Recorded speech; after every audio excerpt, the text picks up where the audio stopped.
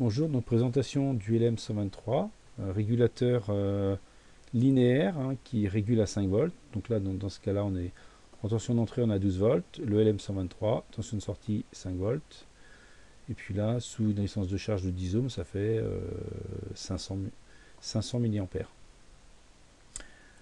Donc, ce qu'il faut savoir, c'est que il peut fournir un courant jusqu'à 3 ampères. Il faut une tension d'entrée minimum de 7,5 volts, donc on a un drop-out de 2,5 minimum.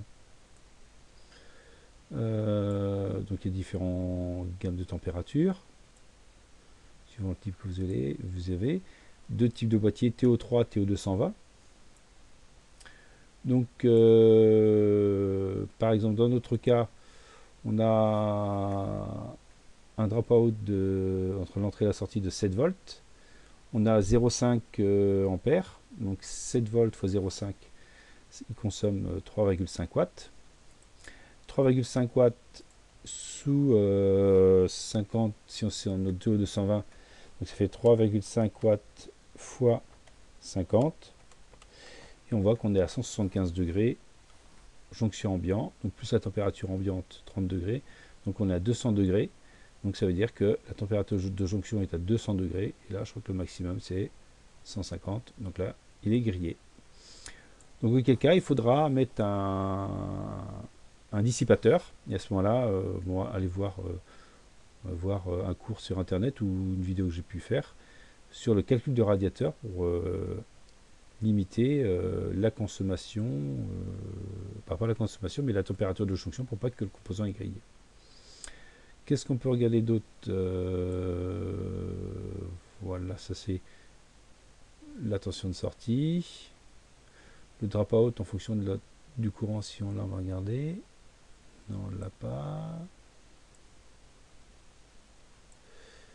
Output courant en ampères. Input voltage. Donc on voit que si on a un courant assez important, pic, ça c'est le pic, short circuit, ripple, voilà, dropout. Donc plus vous montez en courant de sortie, plus le dropout est important. Donc on voit si on a un courant de 3 ampères, il faut un dropout. Si on est à 125 degrés, grosso modo 2 volts. Voilà.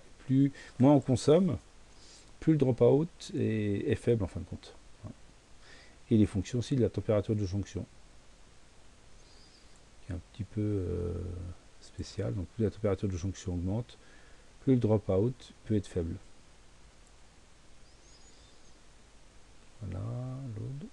Voilà, donc régulateur linéaire. Donc là, on peut faire un ajustable, voilà, 0,10 volts 3 ampères, avec un radiateur bien sûr, un dissipateur sur le composant. Voilà, donc régulateur linéaire. Donc ça tombe un peu en désuétude parce que ça consomme énormément d'énergie. Donc on privilégie maintenant des régulateurs Asher, des step down et des step up. Voilà, donc régulateur linéaire 5 volts.